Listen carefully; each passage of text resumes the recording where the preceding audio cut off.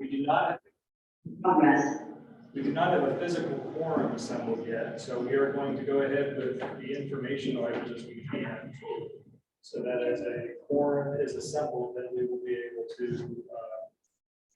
get to the action items. Right. Oh, that's how it goes. Hello, welcome. All right, so roll call, I'm going to call the roll. Councilor King, Here. Commissioner Solon Yates, Supervisor Andrews, Mr. Smith, Supervisor Karen, Here. So Andrews and Smith are online.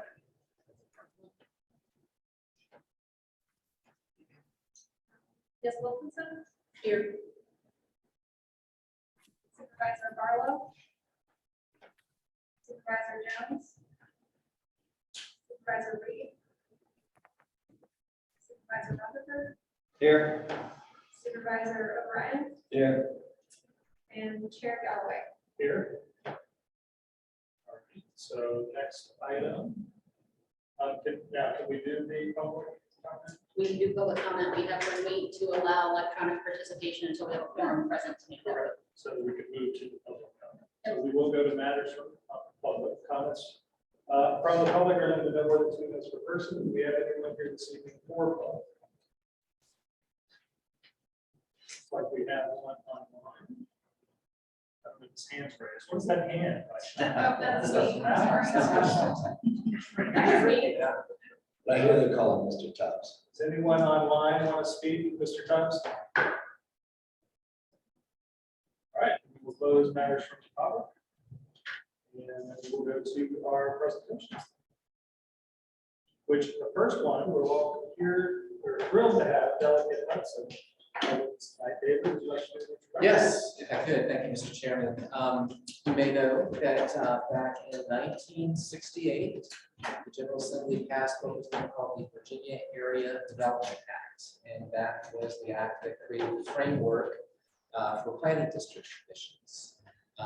They spent the next year creating the boundaries for the PDCs, and a number of the PDCs were established in 1969. So PDCs, they're that, that state and local cooperation mechanism, and also,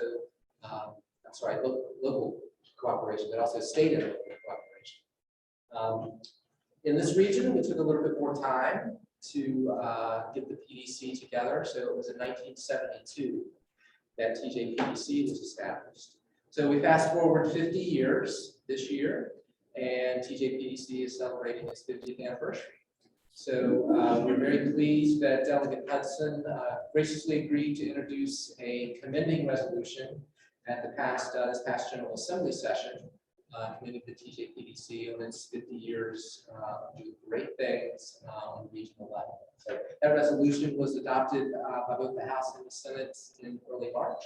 And we're pleased that Delegate Hudson is here to formally present HJR 339 to us this evening. Thanks, David. And Mr. Chairman, I don't know if there's a best spot for me to be so that the folks participating remotely, oh, they can see. Excellent. Wow, that's pretty impressive. Let me just add my thanks to all of you for the work that you do. As David said in his little crash course history lesson, we're coming up on 50 years of this region formally recognizing that regional problems need regional solutions. And in those 50 years, the PDC has spearheaded so many efforts that are now household names. TJAP, Java, John. Yeah, they don't have Chase. So much of those, so many of the projects came right out of what you do here, and now you're on the frontier of the next wave of those needs, whether it's our affordable housing challenges or climate change resiliency, everything in between. You do all of the work where the rubber literally hits the road. On a personal note, I can't say thank you enough to David and all of the legislative affairs folks who support them. David is really my go-to for so many things that both the city and the county need during the warp speed General Assembly session, where there is never enough time to learn as much as you want. So you have to lean on these really wonderful people. the different localities that make up the PDC are incredibly diverse, and the work that you're doing to pull all of them together to support our schools and our transit and everything between is pretty wonderful. So I think it's great that the General Assembly can take a time to applaud your work and do a little checkup on our own of the 50 years since we've spearheaded this. Really can't thank you enough on behalf of all of the many people that we serve together for everything that you do. So consider this a small token of appreciation and affection from the folks who.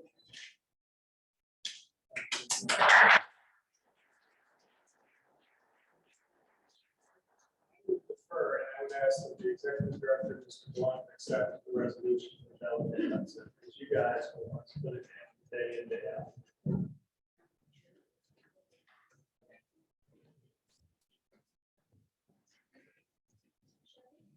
Do I think here? Sure. Yeah, why don't you move, because the light's gonna hit you. You guys are quite the 80s stars. Yeah. That's just weird for a moment. And it happens now. Okay, let me do that. Just a moment. Sometime. Okay. Let's start. Zoom out a little bit. Thank you so much, Sally. Thank you. Delegate Hudson, I think we would all echo your comments about how we all lean on David, especially during General Assembly time for legislative updates that he sends out. So we are very appreciative of that effort. And I'm going to ask that those on the committee working to celebrate our 50th year, that they make sure that they tell you what night we're going to have our event, so that if you would please join us that evening, that would be great. Because then we could even display our resolution of that and make some comments there as well. That would be awesome. Very good. Christine, David, any additional comments? Would any commissioners like to make any comments? Thank you so much. Thank Yeah, you. likewise. Thank you. Thank you.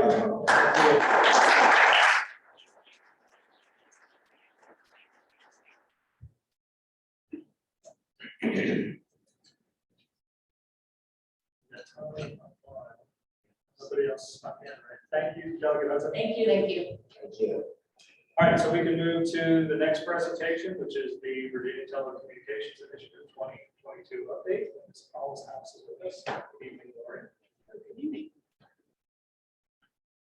Chairman Galloway and members of the commission, commissioners, I am Lori Allshouse. I'm the director of the body program that we're doing at Thomas Jefferson Planning District Commission. It's interesting to follow that 50 years and all the change in regional work that this area has done, and this body grant takes it even further. So what's exciting about the body project is it's 13 counties. So we are actually spearheading something that's even larger than our own region, and it's been really exciting to work with it. So what I'm going to do is we're going to present with you just a few slides of where we are today on the project. So the first thing, and many of you probably have heard this from Firefly, that they didn't come to a lot of the board meetings and council meetings, doing board meetings. That's the rural county. Sorry about that. Anyway, they have a program that they call RISE. And so when you think about the program RISE, you can see the 13 counties on the screen, and you can see that it's a 36-month program, so it's 3 years. The colors are really important because you can see that it's like a tapestry. So the program is called RISE, but there's lots of different funding sources and lots of different pieces going into building a fiber network throughout these 13 counties. So you can see that the body project area, and I don't know if you can see the different colors of blue up there, is a large portion of the project that's being undertaken in these 13 counties. So I really like that map because I really think it kind of shows the volume and how large and expansive this project is.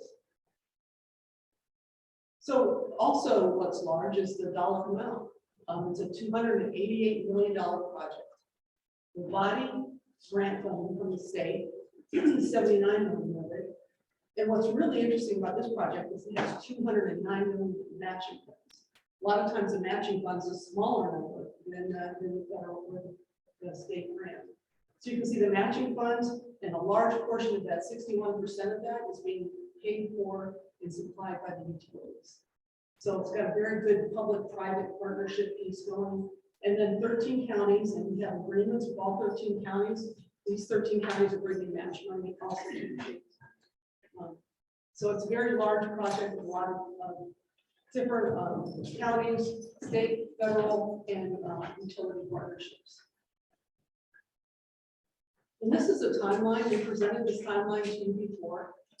It's a timeline that shows where on the left side in December 2021, the grant was awarded by the state. And there's a lot of work it's called the punch list items. It's pre-contract items. A lot of things that the state is requiring us to do, like construction schedules, project management programs, all the agreements with the 13 counties. All this work is being done over this time frame. And we're in August, and we have 13 agreements executed with all the counties. We have everything done in our pre-contract work with just a couple more pieces. So we're very, very close to completing all activities this month. So it's a very exciting month for us because we believe this is when we can actually launch the program officially. Even though there's pre-work being done in all these counties, to officially launch the program, it'll be probably mid-August. So the next steps is that we enter into agreement with Firefly. That's one of the last steps of the process. Then we enter into the agreement with DHCD, which is our state organization. And then we have a stakeholder kickoff meeting. So we'll have this meeting throughout for all the 13 counties, and the stakeholders, utility stakeholders will attend to just kind of kick off the whole project, officially start it out. And then monthly, there'll be project reporting for each county and for the state. And then there'll be invoicing again, because we'll be invoicing both the state and the counties for their portion of the match. And then the last slide is just a place to go for information, because we know a lot of constituents have already started asking about this project. Even though it's a 3-year project, there's already questions. We just wanted everyone to know that you can go to Firefly's website, and they actually have a place that's firefly.com rise, and you can go into the view construction updates and the view all partners. So they actually have seals for all the partners, the county seals, and you can enter through the county seal and see what work's being done in the counties. And as the project gets more activities going on, and as we build it out, we'll see more and more information on this website. We're also going to be doing some website work at Thomas Jefferson Planning District Commission to also have that as a launching place for people to go. So I just wanted to make sure you know where folks can go to get more information about the project, and we will be hearing more about it shortly. That concludes my remarks. Are there any questions? Any questions for Laura? Thank you very much. All right, thank you. So I think this is a good time for us to pause, and since we have a quorum physically present, we will go ahead and take the action needed to allow our online folks to participate. Christine, you want us to do that? We have Supervisor Barlow participating from Louisa for medical reasons. We are Keith Smith from Elmira for medical reasons, and Supervisor Andrews from Maine on a personal matter. So we need to vote to allow them to participate electronically. Mr. Chairman, I move that we allow them to participate. Second. All right, we have a proper motion, seconded. Second. Go ahead and call the roll. Sorry, Councilor Payne, Yes. Commissioner Solomon, Supervisor Andrews. Just be us. Yes. Oh, sorry. It's Jesse in person. Just Yes. in person. Supervisor Herring, Yes. Ms. Wilkinson, I'm sorry, I didn't hear you. Yes, I'm right. Yes. Aye. Good. Supervisor Jones. Yes. Supervisor Rutherford, Aye. Supervisor O'Brien, Aye. Supervisor Galloway. Yes. All right, you online folks are legit now, so you can. Very good. Thank you. Thank you. All right, the next item then, moving back to our order, C, under presentations, the watershed improvement program update. So Ryan, good evening. Hey, I'm so excited to talk to you guys about this today. Okay, so this is gonna be a long intro slide, prepare yourselves. So in the words of my predecessor, the person that worked on this program before me, John Florida, excuse me. This is my baby, and I find this work to be incredibly valuable and rewarding to not only the community, but also to me as an individual. And I really appreciate you all giving me a listening ear to maybe learn something that you may have not seriously considered before. So my question to you is, do you enjoy water? Do you drink water? Personally, I am sure to eat my 8 cups a day and grew up water skiing Lake Monticello and floating down the Fluvanna and stopping to see the beach in Fluvanna. Born and raised. If you have not been getting adequate water intake or you haven't spent significant time by our lovely water resources, I highly recommend exploring your habits and enriching your lives. Our water resources are a breathing, ever-changing, interconnected, and living thing. When you change the environment surrounding you, you can expect to see changes reflected in the scientific and organic competition of that water source. All I can tell from my experience and the perspective on the data is that things are changing and they're changing fast. Based on my background in environmental science and my experiences working with the Fluvanna Conservation Alliance, I think all of the water on Earth, as the same thing. The salt, the fresh, evaporation sees no difference. Every molecule of water is a part of the same water cycle. Although the Earth is over 70% water, actually about only 3% of our water is fresh and clean and drinkable, and even less is available for recreational use.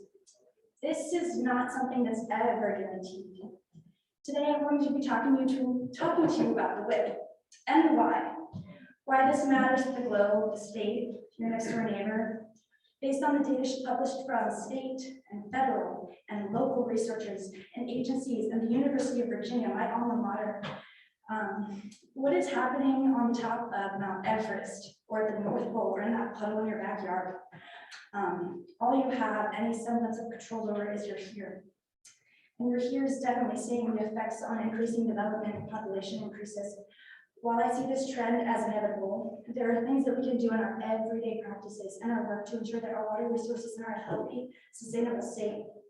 I am here to help you tie these solutions into your work, in housing, in economic development, in transportation, and really anything else you can think of. The environment is nature. We are inherently nature, guys. I think that's what we're missing here. Yeah, anything else you can think of. I hope that now that you know this, we'll have more contact. Yeah, so let's go to the next slide. Thank you for listening to my little soapbox. Okay, so the watershed implementation plan. So basically in 2010, the Chesapeake Bay Foundation, or EPA actually, it's EPA, they put out something called the total daily maximum load. And that was in 2010. So that was prompted by continued poor water quality of the Chesapeake Bay and its tributaries. And how a watershed works is basically a watershed is a big filter. And the Chesapeake Bay is the funnel of that filter. And all of the tributaries, our tributary is the James River, and the tributary of that is the Fluvanna. Okay, so it all connects. You guys over in Greene County, it's flowing right to Fluvanna, then it's running to Albemarle, and it's in Charlottesville. And what we do here impacts what's all the way down there at the Chesapeake Bay. It's going right there, and it's a big deal. That's actually the biggest estuary in the entire world. It's a really huge natural resource, and that's why there's crazy amounts of funding for it right now, guys. We have to hop on this while we can. Specifically for Virginia, there's a 20.5% reduction in nitrogen, 25.2 reduction in phosphorus, and 20.8 reduction in sediment. So what does that really mean? Nitrogen and phosphorus are often found, and they are the fundamental ingredients typically in fertilizers. What do fertilizers do? They feed plants. They also do that in water. So when those things enter the water, that's going to cause algae. Why is algae bad? When algae dies, it sucks all of the water, or not all of the water, all of the oxygen out of the water. And as it decomposes, then there's no oxygen in the water, and it creates something called eutrophication, or a dead zone, meaning there's no oxygen there. So nothing can live, and when nothing can live, we can't recreate, we can't use it. It's no longer an economic development site, or something you can utilize, something that people enjoy, something that like fundamentally calms people. I don't know about you, but like whenever I'm in water, I can just like separate from everything, like everything, anything. And I think that's really important for people to have access to. And we'll talk about what we're doing here locally, aside from the watershed implementation plan. This is a state-funded thing by Virginia DEQ through the EPA, so really federal.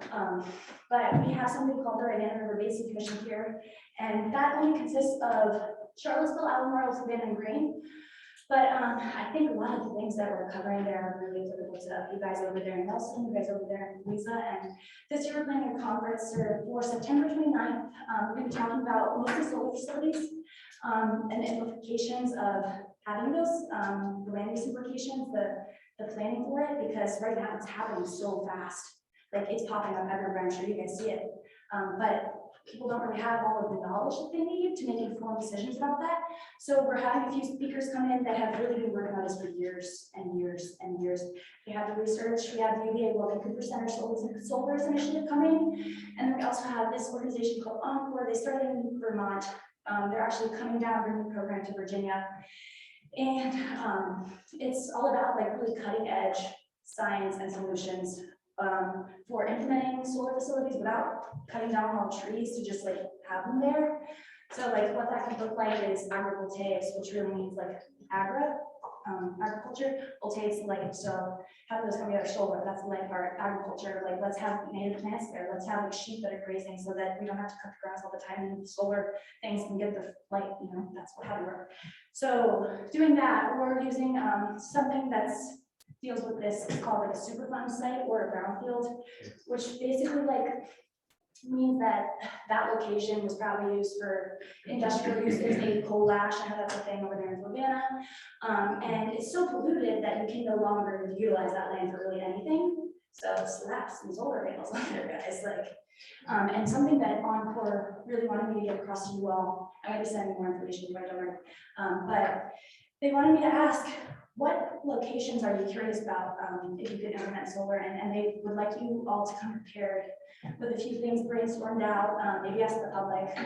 The public also can have a say, so it's about solar facilities at large, but then those household facilities too, and then rural versus urban. And then we're also bringing in environmental science, because that's a big part of this contract this year. And environmental justice is still kind of being defined. So I'm having DEQ's environmental justice coordinator, local, he serves you all, come here and tell you about what he does, what that role looks like, what is environmental justice. But I can tell you, based on what I know, it's about disadvantaged communities feeling the impacts more of anything in life. So how do we make that more equitable? I think that's really important. So I would love to see some of your smiling and shining faces there. If you could join us September 29th at the Lewis and Clark Exploratory Center right on the river. And Louisa and us are quite invited. We're going to have tabling from all of what I call the river stewards from state, federal, and local agencies, so you guys can ask all your questions. We're going to do a nice little river walk, get to know each other, let's network, and let's work on this together, because that's what it takes. So that was a long tangent. What is WIP? Other pollutants do exist. So there are other local total maximum daily loads that aren't your fertilizers. And fertilizers, it can also come from industry, so don't be confused. Those also do come from like runoff from roadways, or your pet waste, or salt on the roads, like things we see in everyday life. So yeah, other pollutants, they exist. And if there are local TMDLs, I implore you to look. There are some for your smaller rivers, and they have action plans actually set out. These are the PMPs that you should implement to solve the water quality issues.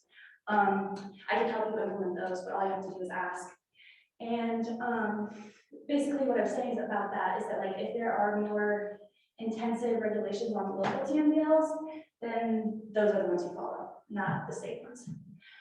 And it makes sure that we're sticking to its goals. So I am the PDC's liaison to the DEQ, and my role really with WIP is for information sharing, researching grants, sharing best management practices, presenting to you all, having these conversations, changing our thinking. Okay, I wrote this down because as I was preparing for this presentation.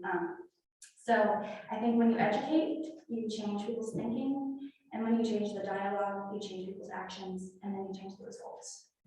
Okay, go to the next slide, Ruth, thank you. Okay, so how is it regulated? So there's something called the MS4, and then there's non-MS4s. What an MS4 looks like is Albemarle, the urban areas, Charlottesville, all of it, UVA, all of it. And what it means is basically that all of the water is going into a municipal, separate storm sewer system that's taking everything straight to the water. That's where the storm drains go. So what's happening is the poop, the grass cuttings, the fertilizer, all of the things happening with your car that suck, and salt and sand and dirt from construction and industry, all of this adds up and it goes right together to one location. So it can cause some serious issues at that spot. And that's called a point source, because I can literally say, that's the source, I'm pointing to it.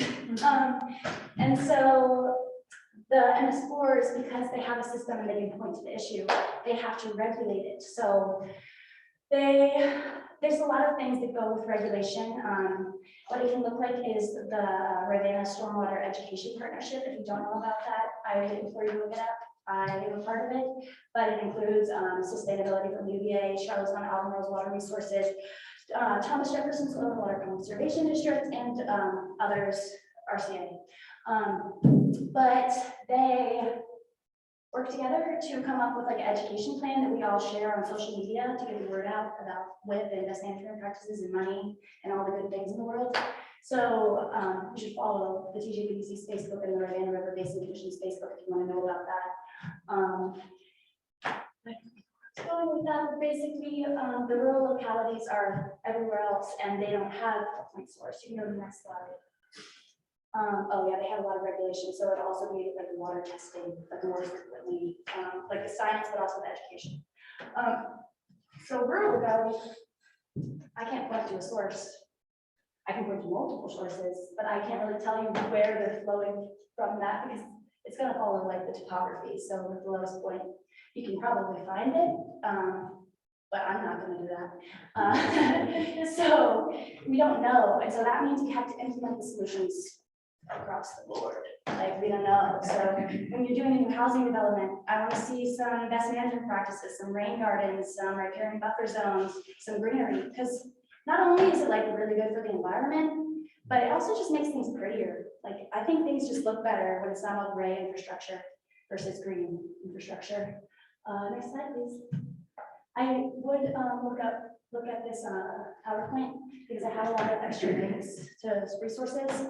You can also check out the TJPDC watershed implementation page or the Fluvanna River Basin Commission page, but don't judge too much because we're updating this year. So I should care locally because we should, and it impacts everywhere else, and what we do matters. But also, this is from last month, and we've had 2 harmful algal blooms in the region. Actually, probably more, because I think the crisp green one's like slow going on. So, like I said, they die, they take all the oxygen, then we can't use it for recreation. There's no question there. We have to fix this. All right. Next, please. So, what are the solutions? That's what I do with WIP, so I'm sharing the solutions as much as I really can. But so this is specifically dealing with like cyanobacteria. That's not the only issue you can have in water. Nutrients so sediment, like that makes the water really cloudy and then light can't enter it and then things can't grow and then the same thing happens. You can really like do that with a bunch of different things.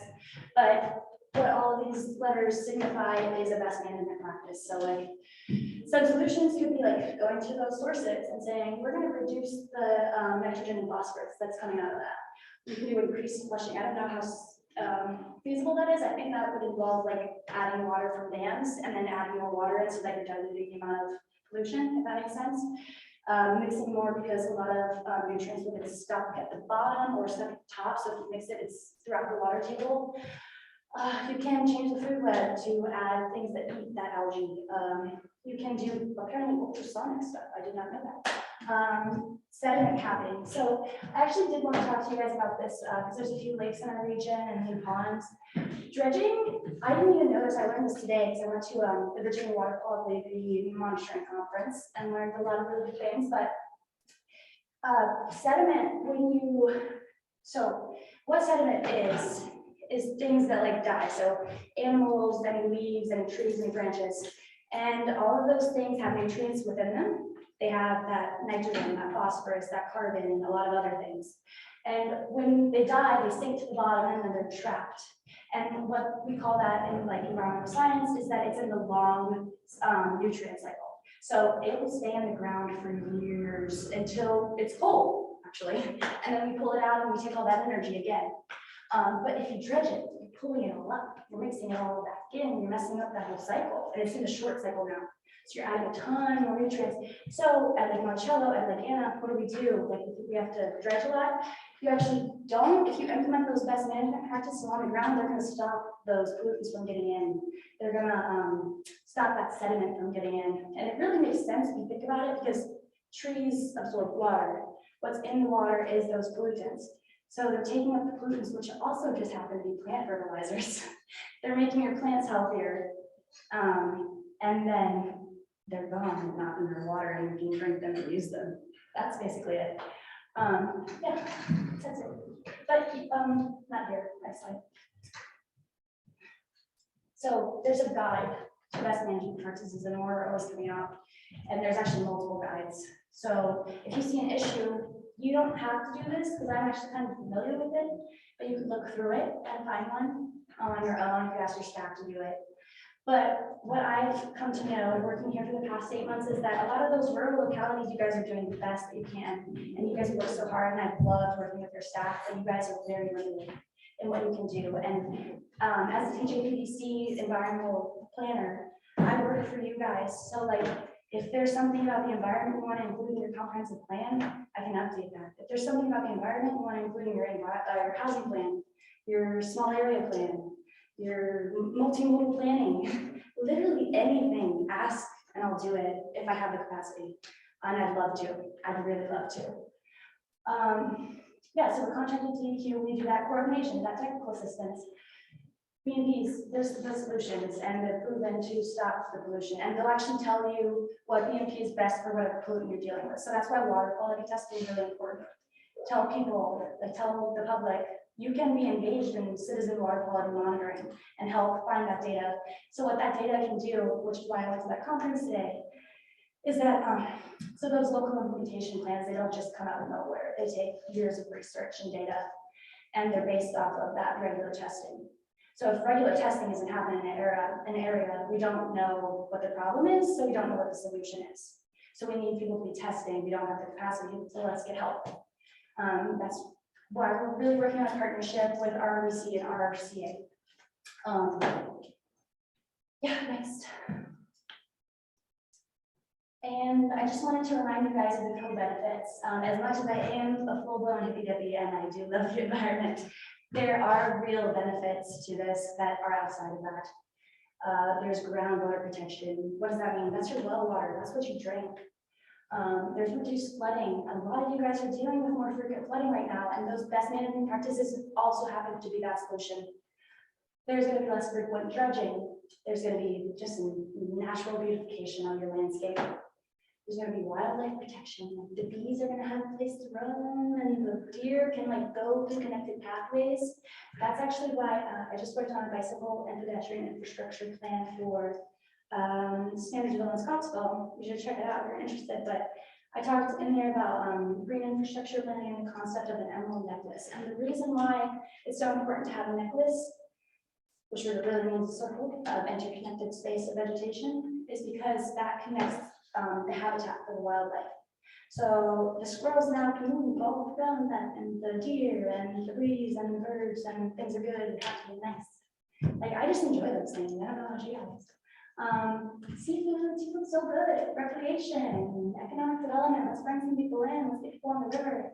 And then decrease water treatment costs. So it costs money to treat your water. That's why that limited 3% of fresh water that we have actually isn't as renewable as people think. Like, we just seem to think like you can just turn on the water and it doesn't really matter because it's just always gonna come back, it's always gonna be there. That's really not the case at all. We're just very privileged in America, and that's not what's looking like in other places in the world. And we can't take that for granted because it won't always be like that, I promise you. Next. Okay, and then I just wanted to show you guys like actually what I'm working on. So this is my contractual part, just like 4 more slides. But I'm just gonna do a little brief overview and like really highlight the ones that I think are most important. If you want to see what I work on, that's also on the TJPDC Watershed Implementation Plan website, where I have everything that I submitted to the Department of Environmental Quality, the material evidence of my work. So if you're curious, please do check it out. But that's actually what I'm working on this month and next month for the most part. So we're going to come up with 3 new tasks. There's required deliverables. You can see that at the top right there. But then we also have we'll have a long list of optional deliverables, and we choose 3. And so I'm going to develop more optional ones for us to choose. If you have any input or ideas, feel free to send it my way. Hope facilitate meetings like this one, topics like this, and encouraging attendance from other stakeholders, update commissioners and local boards about progress of key contract deliverables and other key related issues as needed. Facilitate the sharing of information, local, regional, state, and efforts on environmental justice. So that's kind of why I've been pushing out some information about like the new legislation about solar panels. Now they are known as impervious, which means water can't flow through them, which makes sense because they're solid. So that means like they're likely to cause runoff. Like if you think about the angle, that's not. If I think about the angle of a solar panel, it's going to take all the water down at the roof. What does your roof do? It takes it into a drain, and it is another point source of pollution. So you're going to have like rills and roll leaks and things like that forming, and then you have to deal with that. So that's why agrivoltaics and like those land spinning solutions are really important. So you don't have more problems that you have to deal with and pay for later. EJ, we talked about that, just sharing so that you guys know what we're talking about. All right, next. I will say something new about the environmental sharing, the informational sharing. This year is I developed something called Words from the Watershed, and it's a newsletter that I'm doing once a season, maybe more if I feel like it. And it's just gonna have there's already one out, but I'll be doing one next month. And it has information on BM, like there's one BMP on there, just the spotlight, so it's kind of in y'all's head. I'll talk about educational like things that your staff could go to, or you could go to if you're curious on a broad range of topics related to the water quality and environment. I also share upcoming funding opportunities and grants that I think are applicable. It's not like, here's a grant. It's like, hey, I really looked at this one, guys. I'm screaming, please, somebody apply for this, please. And then also just like local news, environmental justice updates. Yeah, stuff like that. So I would love it if you subscribe. You can go to the TJPDC website right now and do that. Okay. Assist localities in applying and planning for community flood preparedness grants. That was a really specific one, but that was one of our optional ones. And we already knew there was some interest there, so we went ahead with that. Continue to create Thomas Jefferson. It's like a booklet about information that we'll share at events, but also we're making a social media one, so it's just accessible and online. Next. Educational materials, that's really an emphasis of this program because not enough people are talking about it. Share regional information on the big program with land cover change. So this is the part that says I can work for you guys. Support local adoption of procedures, plans, policies, and or programs to support forest conservation and other land policies that reduce the impact of future development. Like, how broad is that? I could really work on anything, guys. Like, come on, just give me something. And then researching grant opportunities, going to webinars and learning things like that. Okay, next. When requested, again, guys, I know you guys are working on these things. When requested, update the environmental sections of local government comprehensive plan to create model watershed implementation plan phase 3 language for inclusion. And then this is just the admin stuff. I'm going to submit it to the EQ. I did that. I got well. Submit those regionally specific optional tasks, and then the final contract. And then next. If you want to check out the link or the PowerPoint, this has links to the things that I think are really most important to stay informed on this topic and know. Feel free to reach out to me. Is there anything else? Might be one more. There you go. And I just wanted to like re-emphasize, I do have one more word I want to say to you. But the new Infrastructure and Development Act has $40 million for the watershed. And it's not like just watershed stuff, like it's like watershed stuff with stuff that you guys already want. So let's just grab some funding.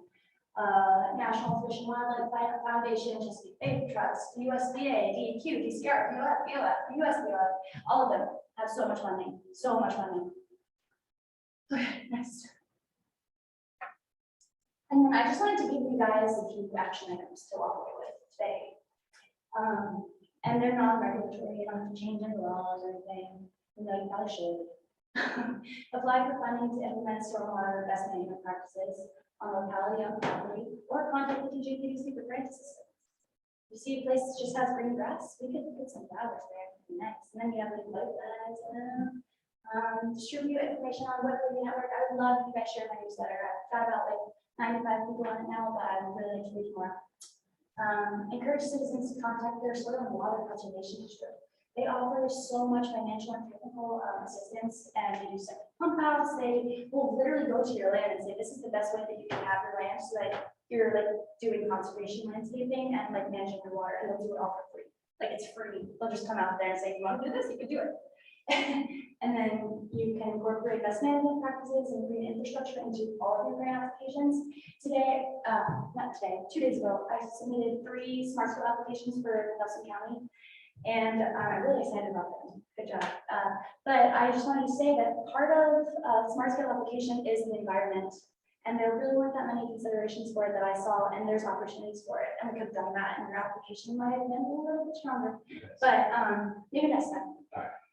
And then let's, do that in every way that we can. And then reach out to me if you have literally any question. I love science stuff. I love thinking about it and helping people. So if you can give me some action items, I really love that.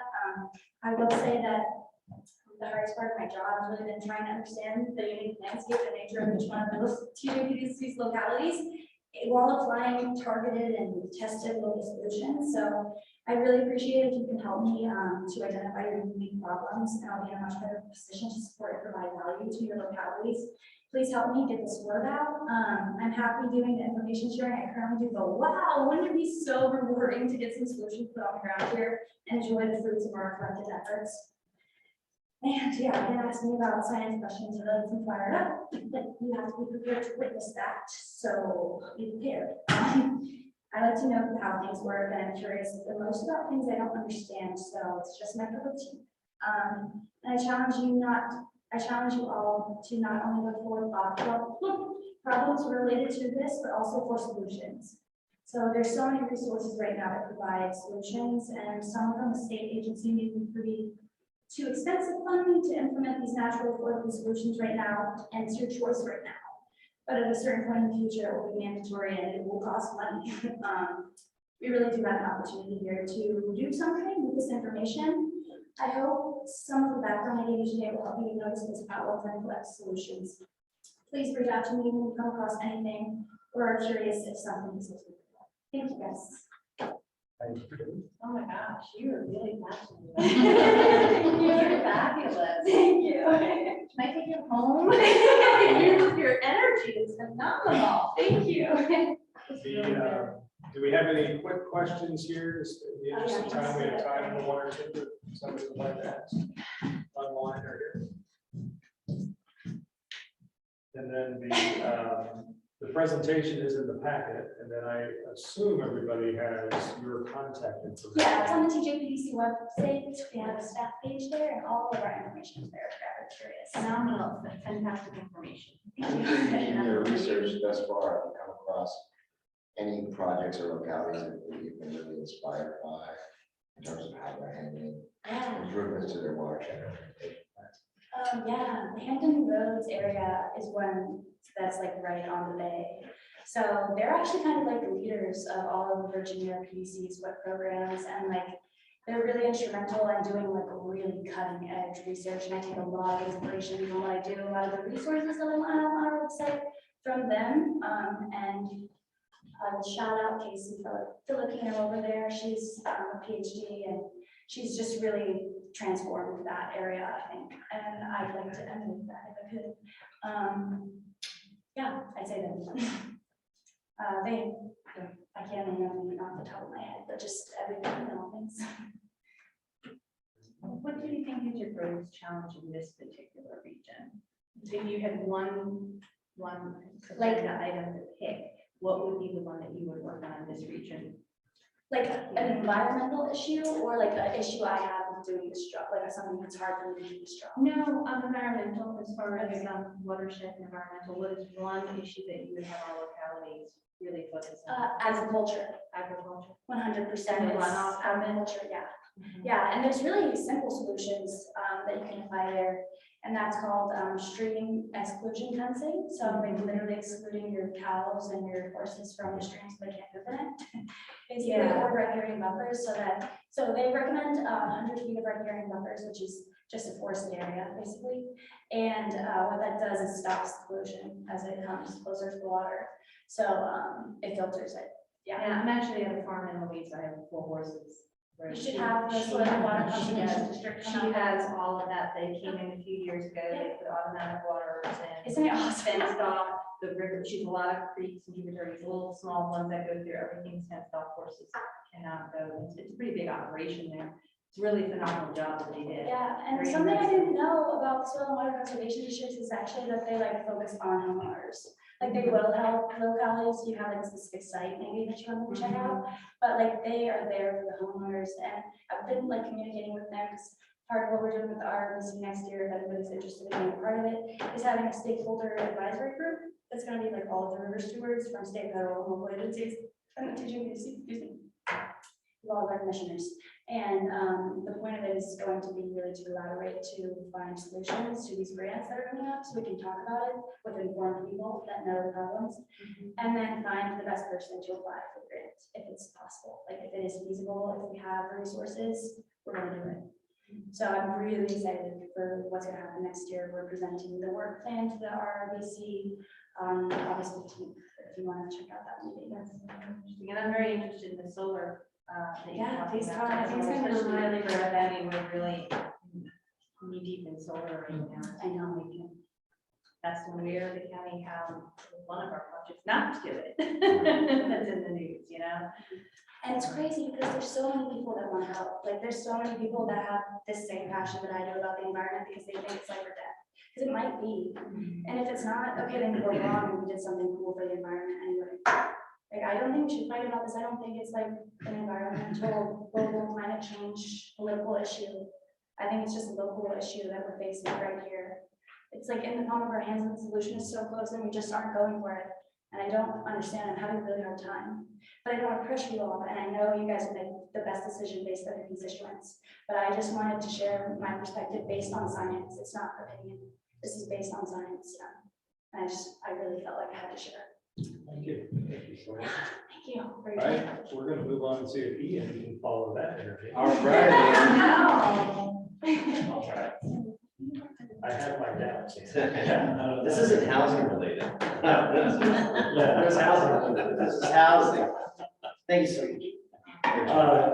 Well, hey everyone, my name is Ian Baxter. I'm the planner here at the TJPDC. I believe I recognize most of you because I've been presenting about this at all of our governing boards, at our localities and towns. But I just want to give you a quick update. And actually, this PowerPoint is out of date in a good way that I'll get to in a moment. So we can go to the next slide. Again, I just want to remind you what the actual hazard mitigation plan is doing. Does 2 things. It essentially allows us to prepare for natural hazards, as well as allows localities that adopt the plan to be eligible for mitigation grant programs, some of which are included in your packet, at least the ones that require a formal adoption of a hazard mitigation plan. So this timeline, when I created it, we had submitted the plan to VDOM, but I'm very happy to report that VDOM gave the plan back with no changes. So we are currently in the midst of submitting it to FEMA. That was really good news for us here at the PDC and hopefully for y'all too, that we're still on course to, well, this could get moved up a lot to August. So when we actually submit the plan to FEMA, it'll happen probably within the next week, but that is where we are now. And then after this calendar year, we'll be asking you all to formally adopt that your respective government. So yeah, like I mentioned, we were all around the region in the last 3 months. This is just a quick breakdown. June was a really heavy month. We went to it was like 6 localities and kind of bookended it with Louisa in July and then Mineral in May.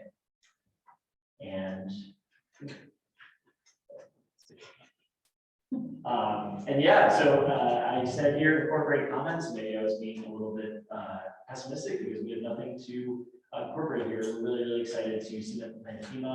And then again, I'll be in touch with you all in the coming months to work towards actual formal adoption. But yeah, I really wanted to just, I think that the next slide is, yeah, so I wanted to come before you all because I know the last time I talked to you was kind of my first telling you what it was a few months ago, and it was definitely, I was really new to the program, but I'm very, very happy to report that everything's going according to plan and on schedule, and we are looking to have a plan adopted by you all so that you can potentially access these funds. 3 quick programs that I wanted to highlight that are included in your packet: flood mitigation assistance, the actual HMGP hazard mitigation grant program, as well as the BRIC funds, which is Center for Building Resilient Infrastructure in Communities. There are a variety of different other prerequisites for these. For example, flood mitigation assistance requires participation in the National Flood Insurance Program. The latter 2 only require adoption of a formal hazard mitigation plan. And within the package, you'll see some of the stipulations, including information about local matches. For example, with BRIC, the actual grant itself can be, there's an opportunity for localities that aren't necessarily prepared to come forward with a formal proposal to access like a planning grant, a capacity building grant, because I think FEMA understands that a lot of localities don't necessarily have the resources to come up with a formal proposal for a competitive grant application and would appreciate the support instead. So, and I guess the only thing I want to add to that is yesterday I was in a meeting in Louisa, and someone brought up and Bella actually mentioned the community flood preparedness funding that comes from DEQ. That is something that can fund not only actual projects, but also that same sort of capacity building planning efforts if your locality is interested. So I am definitely here to support any applications for any of these grants. Kind of ties into the hazard mitigation work that we do. But I think that's the last slide. Yeah. I'd be happy to take any questions, and I realize that I've been very nice this time. I hope you guys are here too. Thank you. Do we have any questions for you?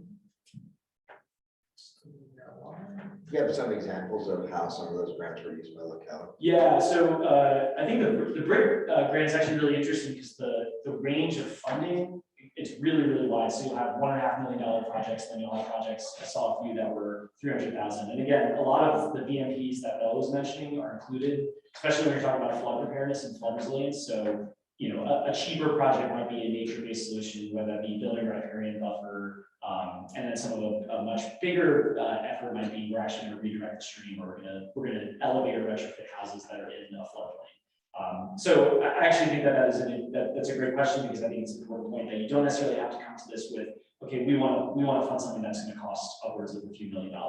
This is something that the federal government, because there's so much money, they're willing to look at and accept smaller applications. So I think if there's really a targeted area, a neighborhood, a stream, a part of a river that you're looking to, I mean, I'm talking specifically about flooding in this instance, that's totally appropriate and acceptable. So it's not necessarily we're going to, you know, flood proof the entire county, but we're looking maybe just at this stream, maybe just this part of the river. So. Any questions? Question I have, I know that you've done presentations to each of the localities. I know when you were in part of Albemarle, each supervisor had their own slew of questions, things like that. And I'm not going to revisit any of those, but after having met the localities, have any changes happened? Yeah, I mean, if you want specifically that Albemarle, I know that there was some data that I think it was Supervisor Malik noted that wasn't in the plan. I made sure to go back and incorporate the comments from not only Albemarle supervisors, but whoever had comments or feedback. Because we had a public comment period, but we didn't have very many, you know, suggestions. And it made sense, obviously, if we were going to ask you all to formally adopt something, that we incorporate the suggestions and change. So, short answer is yes. Right. See your hands online. Any additional questions for you? Thank you, sir. Thank you all. All right, that concludes our presentations. That moves us to the consent agenda. We got 2 sets of minutes on that. I have one technical change to the minutes that Ruth is going to bring up for those of you online to see. Anybody in the room and has a hard copy in front of you. One change that we're going to make when we note attendance is we're now going to track in person versus remote, since we have to be able to show the no more than 2 or 25%. So that's the only change that I have in the minutes. Any other changes? Mr. Chairman, I move that we approve the consent agenda as amended by staff. Second. Second. All right, the motion has been made and seconded. Go ahead. We could do a vote. So all those in favor say aye. Aye. All opposed? Motion carries. Consent agenda is approved. And I did track some mouths up there on muted screens, so it looks like everybody said aye up there. Thumbs up. Very good. As we move to number 5, new business, we have our first item, the quarterly financial update. Christine? Okay, I can probably gain a little bit of time on this item since you have a detailed financial dashboard in your packet. We're tracking your energy level too. I'm somewhere in the middle, I think. So, How's that feel? as you guys saw in the email, I sent you revised financials. There was one amendment that we wanted to make. Total income for May was just above $570,000. Income for June, $275,000. We did see in May a sizable net gain, $18,214. That was budgeted. If you guys recall, we've been accruing revenue to be able to make bonuses at year end. And so June had a net loss, which was also anticipated at $14,000 for several reasons. They could be anything from the number of vacations that are taken in June to the holidays. We did invest in some acoustic sound paneling for this room to try to improve the remote experience. We're also going to be looking into additional microphones because we have gotten feedback that sometimes it's hard to hear if people aren't loud and articulating. So we're trying to make those improvements, and we did make some investments in that at the year end. And then the final net gain for the end of the year, we're looking at approximately $53,871. It's not what our budgeted gain was. However, with the vacancies that we've had, we feel pretty good about how strong we've ended financially this past fiscal year.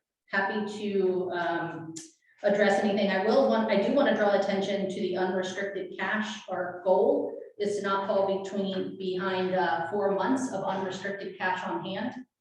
Alarm is at less than 2. We are less than 2 at this point.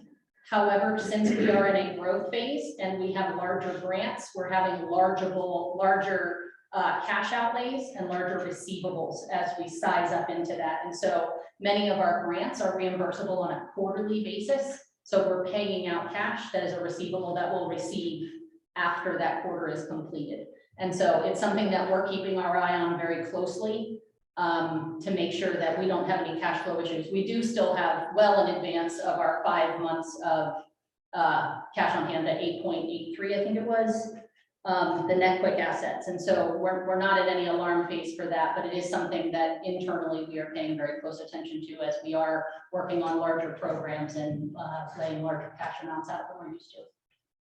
Happy to take any questions on the financials. Questions? Can't see those online. So. Yeah, there's a hard copy in front of anyone in the room, and then it was sent via email to anybody that needs it electronically. Not hearing any questions. All right.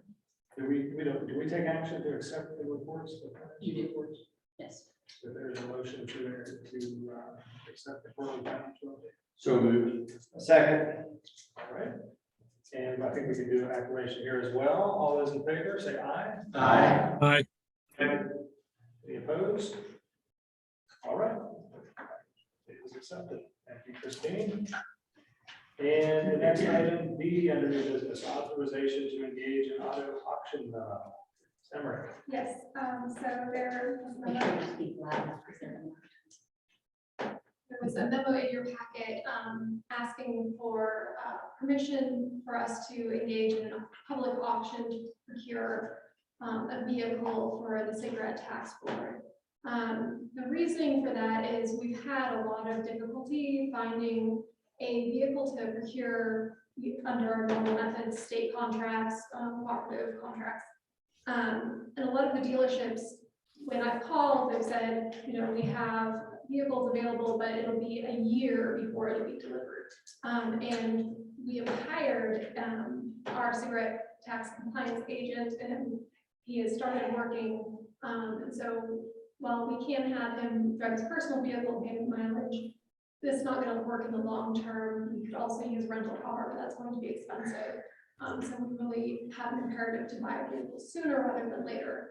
This is not the only option we have. We could do emergency procurement. There are a few other options, but this is an option that could be viable for us to procure a car quickly and at a considerable savings potentially.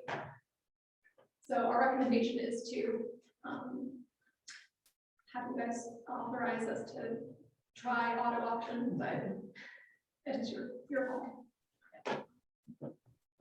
As a part of procurement, it has to be approved by the governing body to authorize that. Yes. I approve as stated. Second.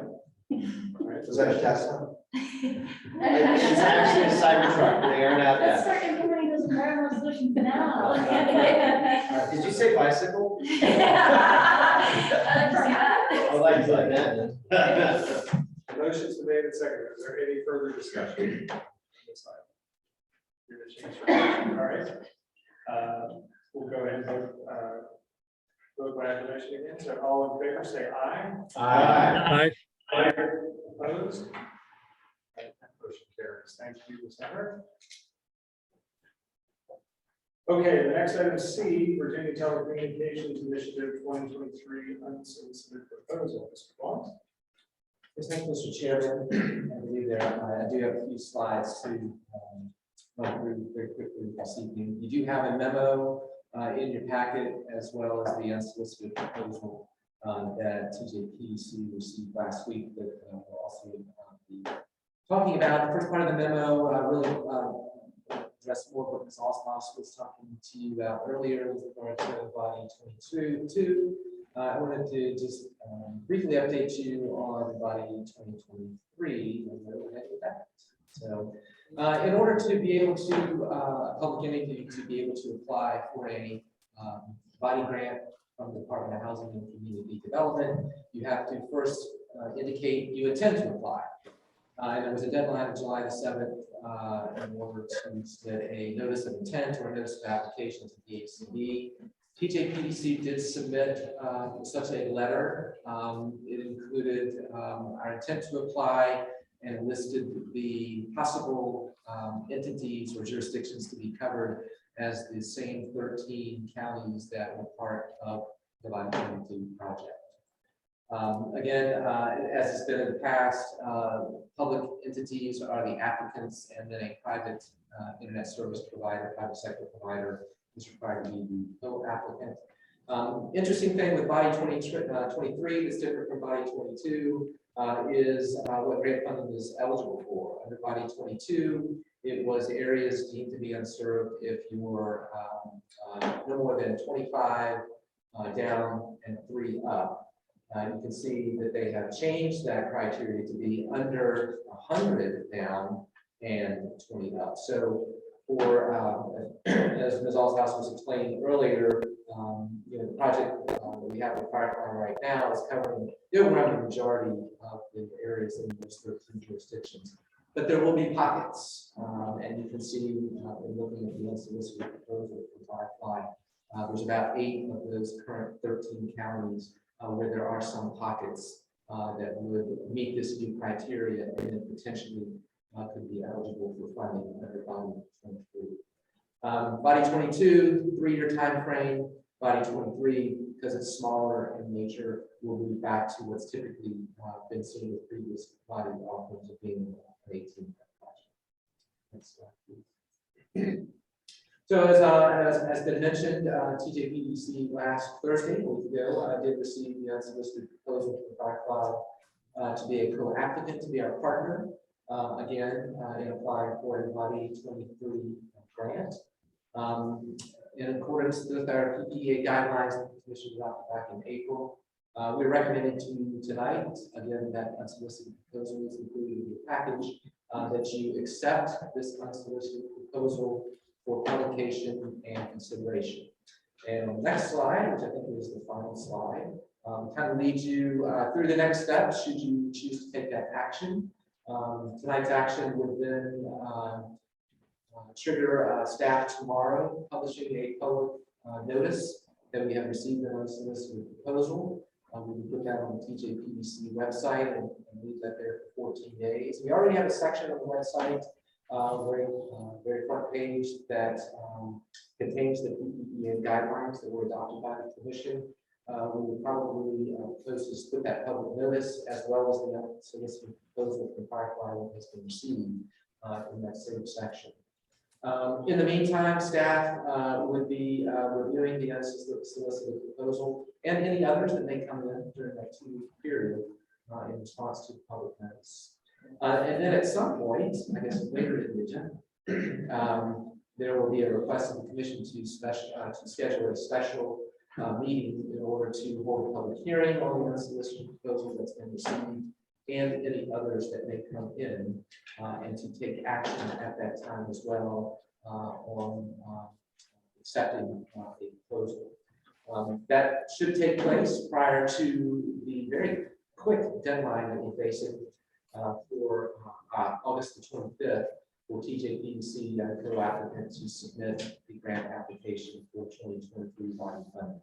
And I say quick because last year I think our deadline was past the middle of September, so they moved up the time frame at a time where we're really trying to get everything finalized and official and up and running with 22. It's like boom, this 23 is standing in place. So should we move through this process, get that application submitted by August 25th, then we would anticipate a very similar timeline that we saw this past year. Sometime as we get deeper into the fall or December, the DHCD would announce the award winners. And then if awarded, then we move into phase early in 2023 to reach an agreement for kicking off 2023 with the co-op. And I believe that's it. Yes. So staff's recommendation is that you accept the unsolicited proposal for publication and consideration. What's the time frame as far as the counties, localities get back to you, the areas to be covered? Well, I'm doing that plan department tomorrow, yeah. But it's just moved it up, so. Yeah, as I indicated in the memo, and we'll say that Firefly has had a number of those conversations, I think, with the counties. And I think if you look at the map depicting their proposal that they submitted, they have a pretty good indication of where those areas that meet the new eligibility criteria would be. So I would anticipate that as we have our talks with Firefly in the next couple of weeks, that either from them or from us, looks that where we think there will be some potential to have areas covered. So localities have to have their matching numbers proposed at that time as well. I don't know that they have as good a handle yet on what the numbers are going to be. The project is 15 to 30 million estimated, but I would anticipate that they're working right now to put together what those matches would be. I don't know what we have a meeting with Firefly tomorrow. I don't know specifically what the process would be for getting approval from the local jurisdictions as to any match. Just engaged by September. So you need to me understand to get that matching number. Yeah, I mean, I know in order to strengthen the application, to be able to show match, have an indication, there's not been formal approval for some indication from the county as to what we do. I think that would be helpful. I will be certain to bring that up with Firefly tomorrow. Time is pretty tight. It will be tight. Yeah, I'm sitting back there. It will be very tight. Yes. Yes. And I know folks are in the middle of having the first of the month meetings, and some of them may not be having. With our funds really can't apply for this one, because you have to do it in 2025. This would be a 3-year project, right? This is only an 18 month. 18 months. Yes. Any other questions? Seeing none, then we should, the motion We to. would move to the next section, which is the resolution. There's a draft resolution in the packet, and the staff would recommend a motion to adopt the resolution that's accepting the unsolicited proposal for extending broadband access in several counties. Mr. Chair, I'll recommend we accept that resolution as presented. Second. Debate second, any further discussion? All right. Everybody, all in favor, say aye. Any opposed? The delayed aye. That was Albemarle. All right, that resolution carries. Thank you very much. All right, we'll move to, and I presume the dates there, the tight window between the 14 days and a piece that's coming up later here. For that discussion. Yes, but I'll include it in my executive director's report, but I'll go right to that. We will need to do a special session because the application is due before your next regularly scheduled meeting. Since we are technically still under the city's emergency ordinance, we can do that remotely, so it can be an online meeting. I will send out to all commissioners a meeting poll. The 14-day timeline brings us to the 19th, which is a Friday. So we would like to propose times on the following Monday on the 22nd, but I'll send that out via email to you all so that we can ensure that we have a quorum present for that. That we're talking about. Yes.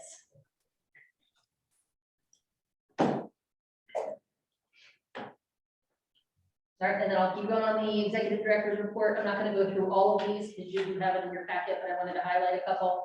As far as personnel updates, we have hired, as Ruth shared with you, we have hired our compliance agent for the Blue Ridge Cigarette Tax Board. He started this week. We are very excited about that addition. Otis Collier is his name. We also are in the process of doing second round interviews for our planner position that is vacant. And so we are hopeful that we will end up with a strong candidate out of that. Sandy Shackelford, our Director of Planning and Transportation, returns from maternity leave next week. We are also thrilled about that. And then we actually just had one of our planners announce this week that she has taken a job with the federal government at the housing with HUD and is relocating to Boston. And so we will be advertising that position. That is Sharice Franklin. She's been working on our home park and housing preservation grant program. So it's an incredible opportunity for her. It is a loss to the PDC for sure. Additionally, the FOIA Council will be meeting to develop a model policy for the all virtual public meetings. We told you we were going to bring that before you. We are going to review that model policy and hopefully bring that to you in September for a recommendation from you all to see if you guys would like to institute any all virtual meetings as a part of our 10 meetings a year. As you guys know, we provide quarterly reports to our localities. It's generally been like a white paper that is split by content area. We are looking at potentially revising that quarterly report to make it more of a graphic newsletter, a little bit more information specific to work that's being done in the localities. So separating out the regional projects that we have and the locality specific projects so that it's easier to skim through the things that are most relevant to our local jurisdictions. We are going to pilot that for this first quarter. So it will go out in October. We'll bring it back to you all in November to get feedback to see if there are things that you guys think we should add or that we can do differently to improve that reporting out to our jurisdictions. Next steps for 50th anniversary. Sorry, I forgot this was on. I'm sitting there pulling on it and I could have just taken it off. Next steps for 50th anniversary is we are going to convene the work group that's going to talk through some potential ways that we can celebrate or highlight the work of the PDC coming before our local boards and potentially a celebration. So we will be in touch with those of you that volunteered to be a part of that work group and welcome anybody else that would like to be a part of it.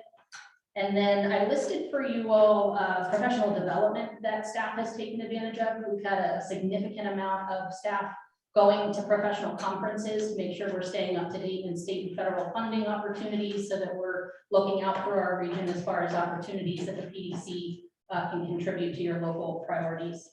There are a great number of housing updates, but I'm not going to go through those individually in the interest of time. There are some large transportation ones. So we have submitted all 8, 4 for the MPO, 4 for the TJPDC smart scale applications. Those were due August 1st, as well as supporting the 3 for Nelson County. All smart scale applications were successfully submitted. I didn't lose any staff over that one, but it was a haul to get 11 applications in. Commonwealth Transportation Board in their last meeting did approve their SIP that included funding for the TJPDC to continue our transit expansion work. So they are funding a transit governance study, and that is going to be the next steps of looking at the regional vision for transit, and then starting to look at what type of governance structure would need to be in place and what types of revenue sources can we look at to bring in additional state and federal revenue to take some of the pressure off of local general funds in order to be able to improve transit service in the region. We're really excited about that work. We have scoped in a great amount of time to be working with staff in each of our 6 jurisdictions. We feel very strongly that this is a regional project. It is not an urban transit project. The rural transit is one of the major focuses of what we're trying to improve. So you will be hearing a lot from us on that transit work that we're working on.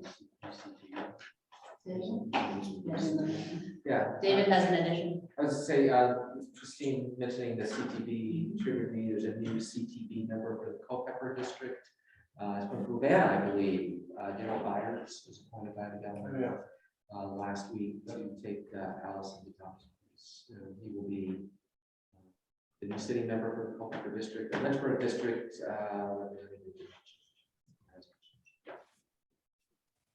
Okay, next transportation update is U.S. Department of Transportation has a grant out called Safe Streets for All. It is something that several of our jurisdictions have reached out to us to see if there was interest in a regional application rather than individual jurisdictions.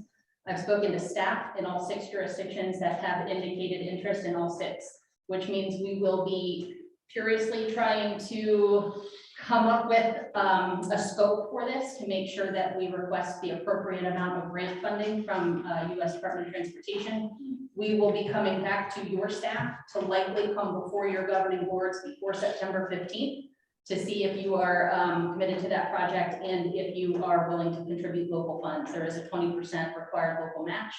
However, they are allowing it to be both cash and in time, so it can include your staff's time in supporting that grant application. Well, that's called Safe Streets for All. There's 2 different tracks in that grant. One of them is a comprehensive safety action plan. So it's looking at your entire road network and identifying where the safety concerns are, where fatalities are occurring, and then prioritizing projects that can address those. There's 7 different criteria that a safety action plan has to meet. Once a locality or a region has a safety action plan in place, it is then eligible for implementation funding to apply to the U.S. Department of Transportation under the same grant program to get funding to work on those safety issues. So it's a great benefit to the region, and the webinar that I was on for training highly recommends multi-jurisdictional and regional applications to be competitive. But you'll be hearing more about that. I'm still working with your staff and identifying the scope.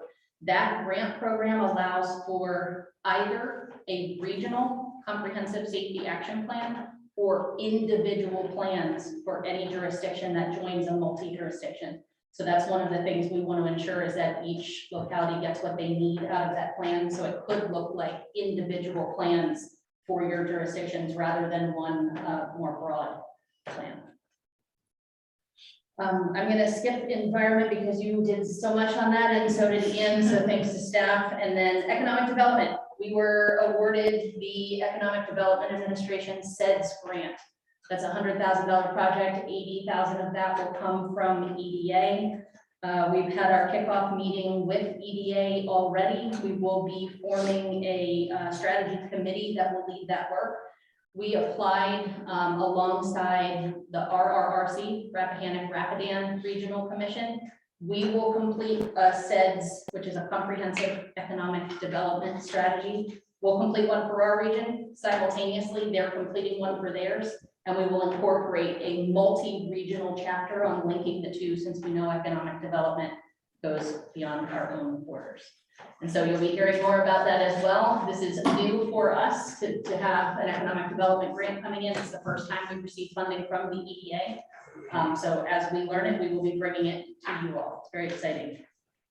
And then, let's see, that's all the updates I have for you. If you guys read anything in the executive director's report that you would like additional information on, please reach out to me. There's a lot of new, as you all well know, new opportunities, new funding to take advantage of. And so it's really important for me and with you all as the commissioners to make sure that we are applying as a region for the things that are most important to your localities. So if you hear of funding opportunities that you think would be best suited, not as a local only application, but as a multi-jurisdictional application, shoot them our direction and say, please look into this and see if other jurisdictions want to join us. So we are very, very committed to applying for the ones that are the most appropriate for us, but also being strategic about it and not applying just because the funding is there. It has to meet your local needs. Very good. That is all I have for my executive director's report. All right, questions for Christine? Mr. Chairman, would it make sense if we just hop on over to the closed session before we do the roundtable? Would be okay with that change. I do have a couple questions on this executive report. If there are others. That safe streets for all. Yes. How does that cut through the bureaucracy of VDOT in trying to get those projects done? Interestingly enough, I was on a call yesterday with VDOT and they have local funding. They have state funding that you can also use as a part of leverage in your application. So they are providing to some applicants, it depends on your scope, technical support and the safety and crash analysis, the data that you would need in order to complete the plan through USDOT. They don't become a drag on trying to get the project implemented. Is there any way to cruise through there? Because VDOT, you can't pull weeds in Intermediate without a nice little. And VDOT and their response was it should be an interesting couple of years as implementation projects come before them. So I can't say more than that because I don't know. Yeah. And then the economic development, I mean, have you been in touch with the economic development director in each locality? Like, is that Yes. conversation started? Yes. Absolutely. They were a part of the application process and we have letters of support from all of the local economic development. Awesome. Very good. And we can, at Commissioner Rutherford's suggestion, we can move to the closed session before we do the roundtable. We did the items for special meeting. We've already covered that. Yes. So we don't need to do that tonight. We can hit the items for next meeting prior. Does somebody have that motion ready or someone like to? I do, Mr. Chairman. I, Governor, move the commission convene to a closed session pursuant to personnel exemption found in section 2.2-3711A of the Code of Virginia to discuss personnel issues. Second. Made and seconded. Can we call the roll? Councilor Payne, Yes. Commissioner Solier, Supervisor Andrews, Yes. Mr. Smith, Yes. Supervisor Heron, Aye. Ms. Wilkinson, Aye. Supervisor Barlow, Supervisor Yes. Jones. Yes, thank you. Supervisor Reed, Supervisor Rutherford, Aye. Supervisor O'Brien, Aye. Supervisor Cowley. Yes. At this time, I am going to move the public out into a room and I am going to ask that the only staff be David Blunt and myself. And then we are going to stop the recording. Do that. Pause.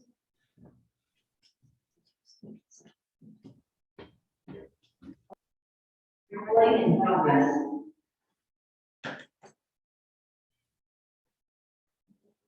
Like the only member of the public is no longer on, so that's everybody. And then he's getting. We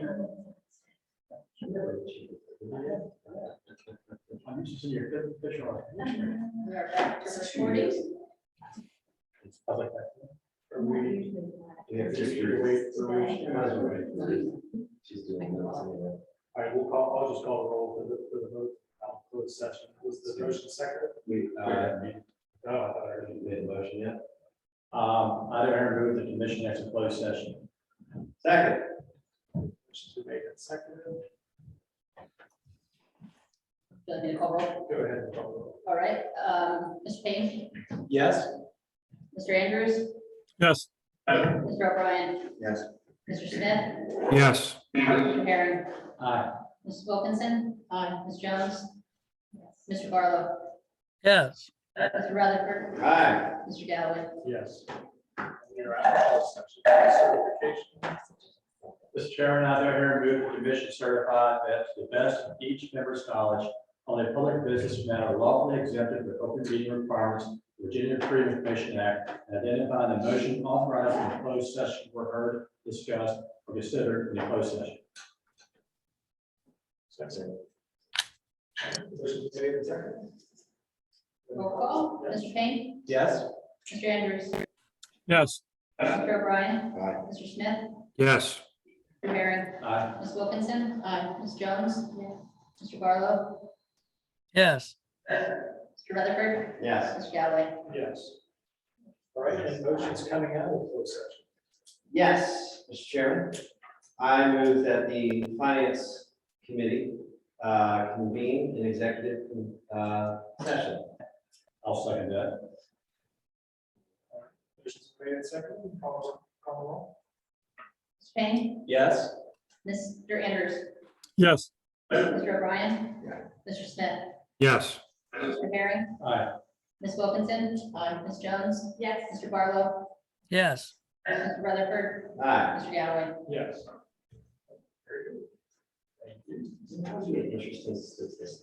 Who votes aye, who votes yes? And in what context? We call for the eye and say yes. Nay? Yes. The next item on our agenda, we'll move to the roundtable discussion. And I'm just going to go in reverse order for this time out here, so that would be Commissioner Rutherford. Great. We are knee deep in our comprehensive plan. That has been very exciting. We've engaged with a lot of our populace. We've run into a very major issue, and that's getting native Nelsonians who've got more than a couple generations of blood in Nelson County to show up. So we're finding ourselves getting a lot of folks who are transients and in the I guess the local way to say it, come here's and been here's. But we ain't getting too many born here's. That's a very big issue. And in order to get buy-in for our comprehensive plan, we're hoping to get a lot more born here's and long time family generational folks. So as a result, more than likely, at our next meeting, we will do additional public hearings, deliberately targeting the native population, hoping that they'll show up with some buy-in and some commentary. We have some major water authority issues coming up. We have lots of infrastructure going in. What the Skylar project went from the millions of dollars it was down to another $1 million. I did hear Jim Andrews was making a motion at his next meeting to give us that $1 million thinking for the representation. But anyways,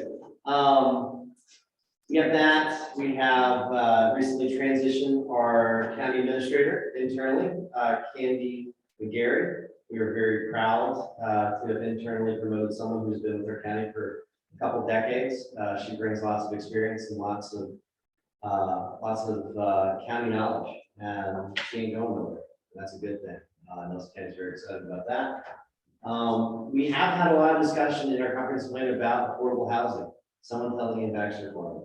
I would say the top two topics in Nelson County during our comprehensive public hearings has been affordable housing. That has been very eye-opening. You know, a lot of folks don't necessarily know how to discuss it other than they know the need exists. That's been one thing that has been brought to my awareness. When people say, well, we need to develop where between Livingston and Albemarle, and I say, well, between Livingston and Albemarle is the least developable land in Nelson County. So, you know, the topic of affordable housing continues. So it's exciting to be part of an organization like TJPDC that has had the forethought topics like that. And I go to it a little bit educated, best we can. That's all I got. Great. Thank you, Commissioner Barlow. I guess the biggest hot button topic we got is short-term rentals around the lake area. We got people that have been renting properties for 20 years and all of a sudden the neighborhood, and this is in subdivisions. The neighborhood is in an uproar for an ordinance that will regulate some of that stuff. That's about the only thing that we've got that's troublesome.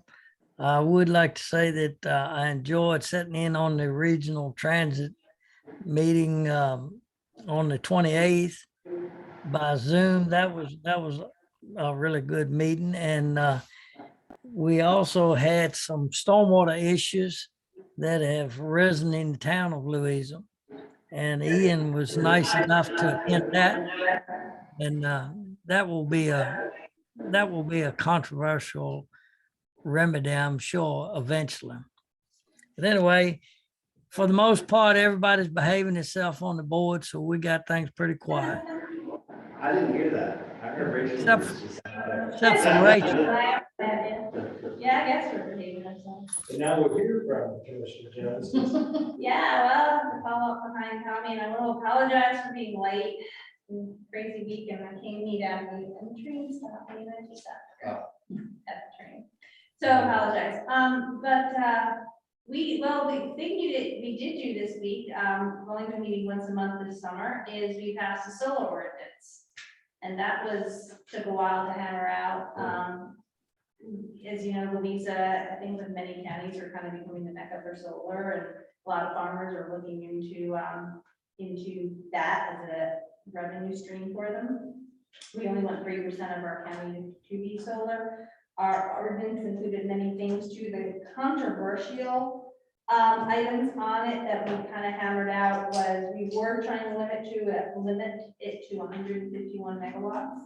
And so that would have been your larger projects, and many of our solar companies came to us and landowners came to us and asked us not to do that. So we did step back off of that. So we do have the ability to have and to look at smaller options in solar in our county now. And then there was a 300-foot buffer that caused a lot of indecisiveness. And we decided that we are going to look at 300-foot buffer only as an option. That's just a suggestion, and we'll work on each property because every property has its own challenges and it's different. So instead of setting a standard across the board. So once we got those hammered out, we got our solar passed. Tommy, did I miss anything on the solar? So now we do a solar ordinance in play. Trying to stop. No, you did a great job. Trying to stop belchers from happening again in Louisa County, which is how we don't use or what can happen when solar goes wrong. So we're trying to protect the county. Hopefully this will do it. Virginia County resolution. Yes, Appreciate that. yes. Happy to do that.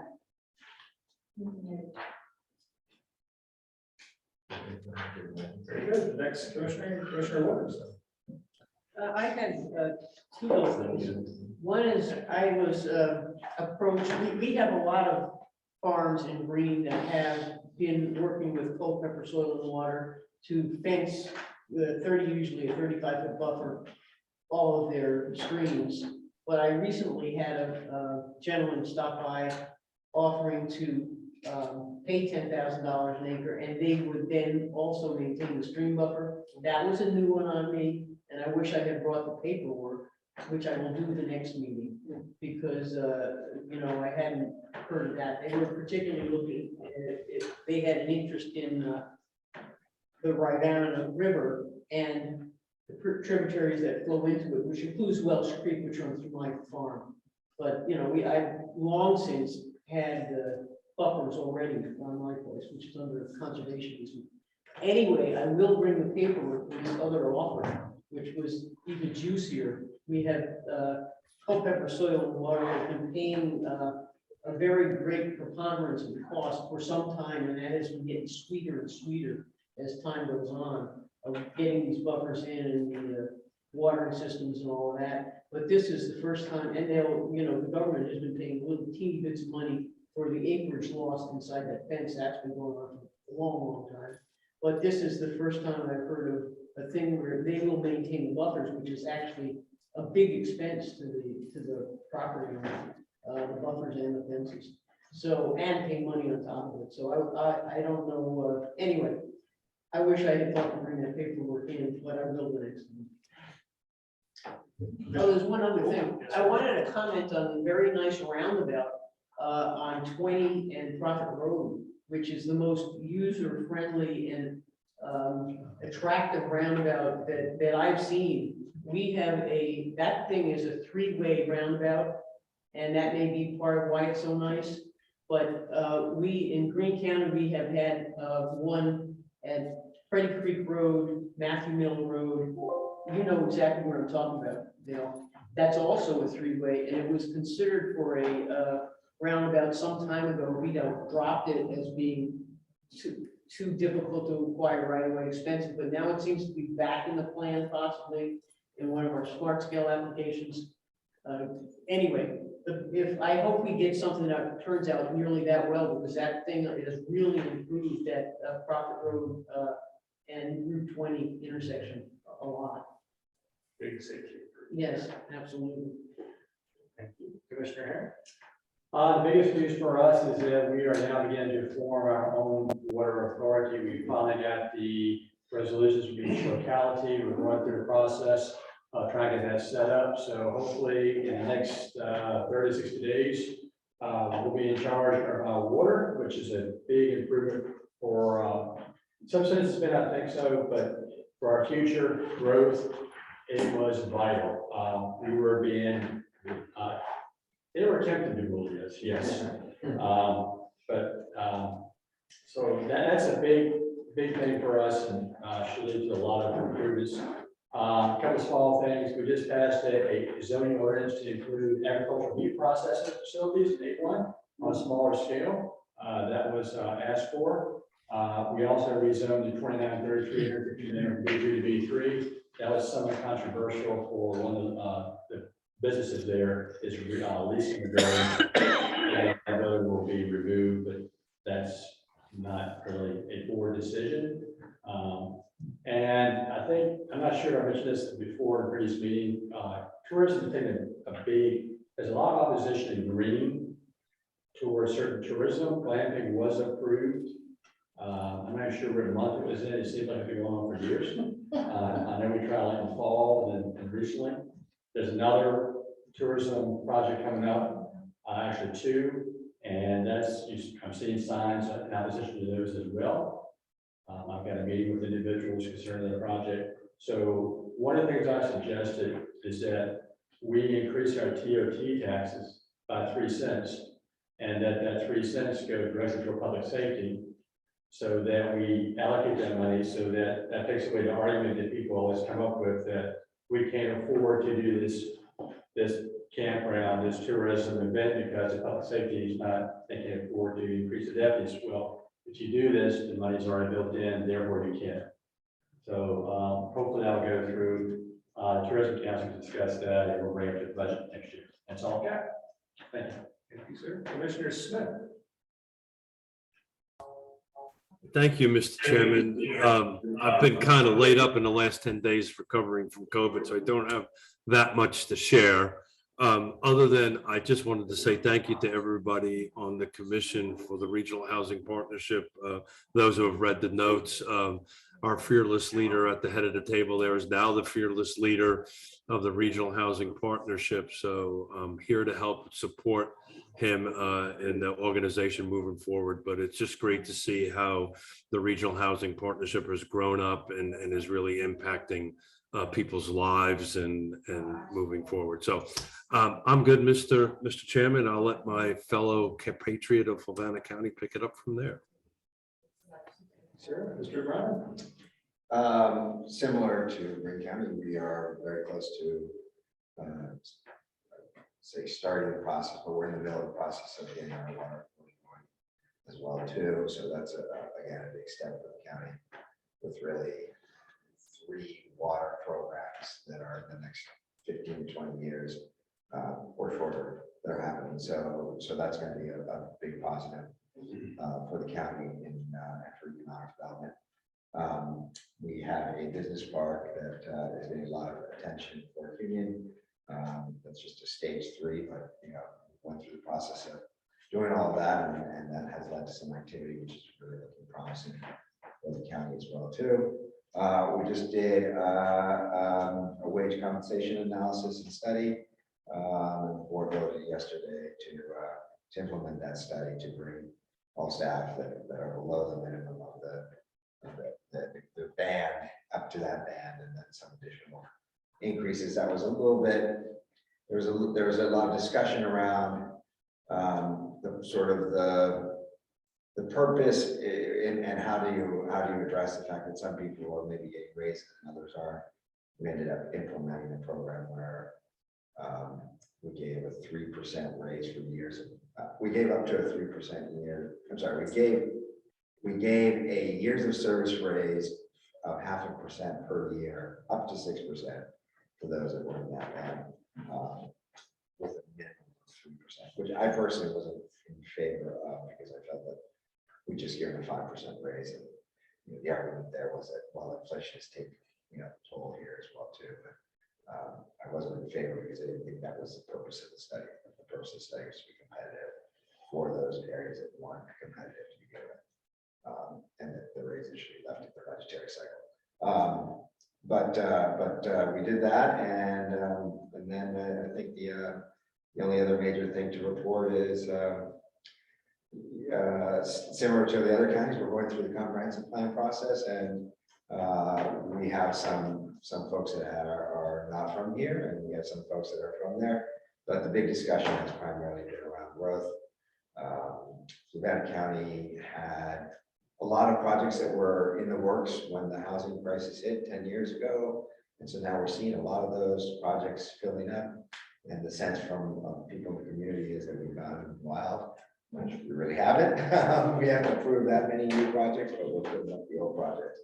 And so there's strong demands to make sure that we keep the rural nature of the county, which is very rural to begin with. And then we have lots of trees, and that we make sure that we have an architectural review board so that we maintain that character, which is all, of course, important, but all falls under the recognition that growth does come in these spurts and growths and changes, and that it can seem overwhelming for the public when they see a new development come up or two new developments come up suddenly from that standpoint, and rural is bad. So that's good. We're getting a lot of involvement. I really do encourage that from the public. And so we'll see how the comprehensive plan comes out. I suspect we're going to narrow some of our growth zones, and that we will also see more emphasis on how do we protect the rural character as the major recommendations coming from that. And we already have, I think, a very strong rural protection aspect to the comprehensive plan. That's the latest info there. Thank you, sir. Commissioner Andrews. Yes, well, I'm a little worried about echo, and maybe you should go first, and then I'll follow up with anything that I think you might have missed. How's that? We do not hear echo on our end, if that's what you're worried about. If it's echo on your side, then that's there. Oh, all right. Well, it's now going away, and it did with other people as well. So I'll give it a shot. We've had a number of interesting meetings, and they're relevant to some of the discussion we've had today. So as recently as yesterday, we had a stream health initiative discussion where we talked about changing from regulation through water protection ordinance to a riparian buffer overlay district and putting it into zoning. We're actually trying to learn from experiences elsewhere. So one of the things that came up is that Greene County has a way to look at incremental development and make sure that incremental development doesn't accumulate to over 10,000 square feet of disturbance. And we now are going to look at that approach as well, so that we can watch and maintain buffers more completely. So that's very relevant to some of the things that were being discussed today. A lot of other things have been going on in transit. The micro transit pilot project has as my understanding, has been funded. So we're go ahead on that one, which is really exciting. We had an update on the Charlottesville Airport, which I know is a major regional airport, and there are significant improvements in the works there. And ridership is up to 87% of fiscal year 18, about 70-some% of fiscal year 19. So it's coming back, but it's not, not where it was still. And I'll let Ned talk about things like the Road corridor that we had. We've got some things happening where Fashion Square Mall was. We've taken over the we're going to take over the JCPenney for expanding facilities for police and fires, public safety operations.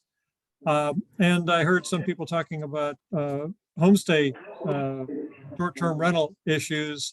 We actually had some things come up just last night about we've always wanted to make sure that when people have a homestay that the owner of the property is there as well.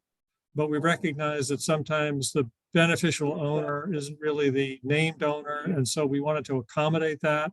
And now we found ourselves kind of in a predicament of trying to understand how best to make sure that homestays don't become some corporatized way of life. So that's come up. I'll stop there. Ned? Yeah, the only thing I would add is that closing out our fiscal year and right at the start of the new fiscal year, Albemarle finally got about $5 million into a housing fund, and over, 90% of that's already been spent. We had over $20 million of identified projects. So we already, I'm nervous about this year because we don't have much left for this year. We can maybe go other places if projects come up. But a lot of good projects being funded in the affordable housing arena come July 1st in Albemarle. The Road corridor study is huge. This takes us from basically where Hut is down all the way to the city line if you continue on Road past John Warner Parkway. And the whole point of the study is a planning document to conceptualize where the issues are, to put ideas forward of what treatments are necessary at every intersection all the way through the corridor. So now we have something that we can pull out as projects come up to help inform what the new projects could be to help both safety, flow, and then on East Rio Road, there's a lot of development happening. So that's an area that's still being used as a throughway. I would like to see that less as a throughway and encourage traffic to continue on the parkway. So we'll see if that stuff will come into fruition.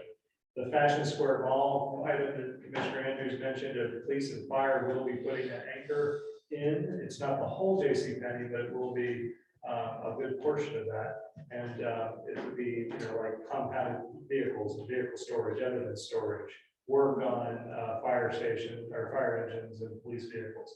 I'm hoping, fingers crossed, that that'll be the first domino to fall to help redevelopment in the Fashion Square area. And we have a Rio 29 small area plan.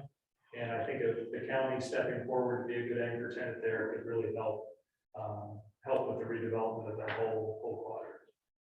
And it is a local developer that we're working with, so it's good to have somebody local that we're working with. And then the biggest news that I think we'll report is that we appointed at the end of June, and he joined us on the dais for the first time last night as our new county attorney, Steve Rosenberg, who has just recently, or most formally, was the county executive or city manager in Stanton.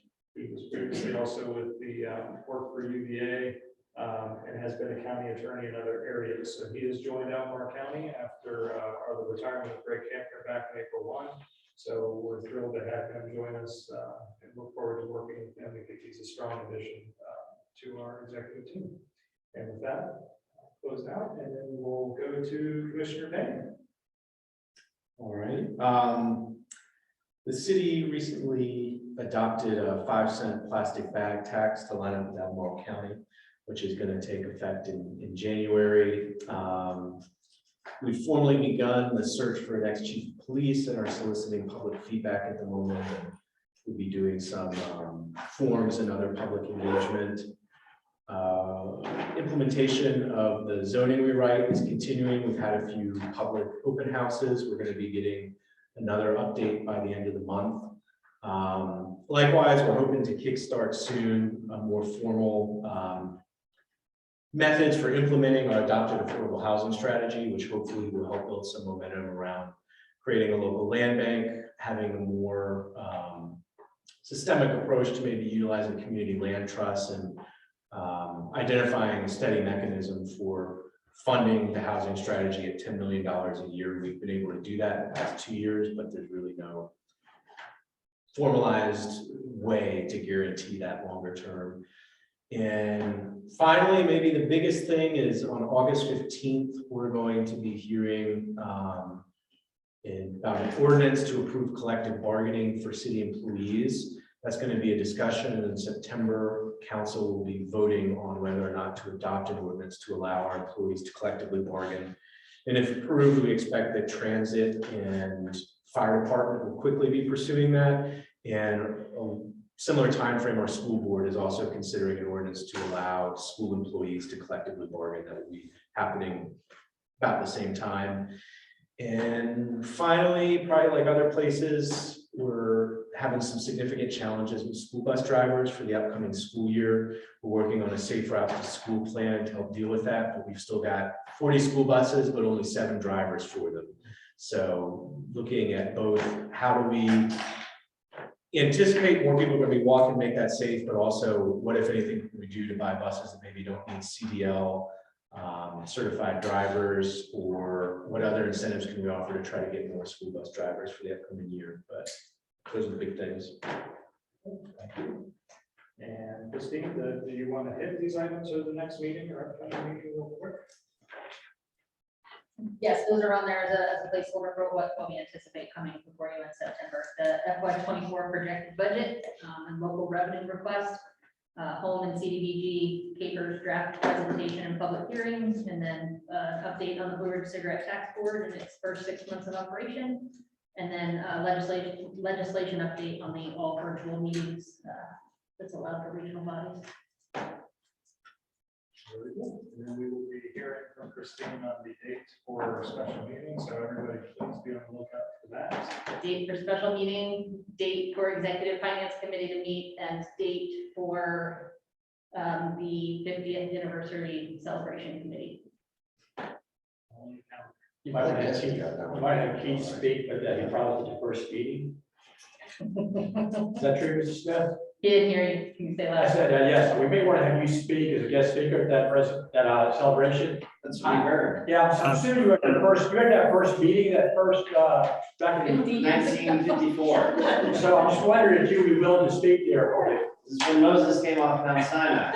I was napping. I was napping. I may have been having a glass of wine and napping. Thank you, Dale, for the encouragement. Thank you all for the agenda tonight, so everyone putting the time to tonight. And if there is no objection, we will adjourn. So moved. Aye. I just adjourned. Adios. See you later. The chairman of all the I swear to God. It's a twin down there. He didn't respond back to my text.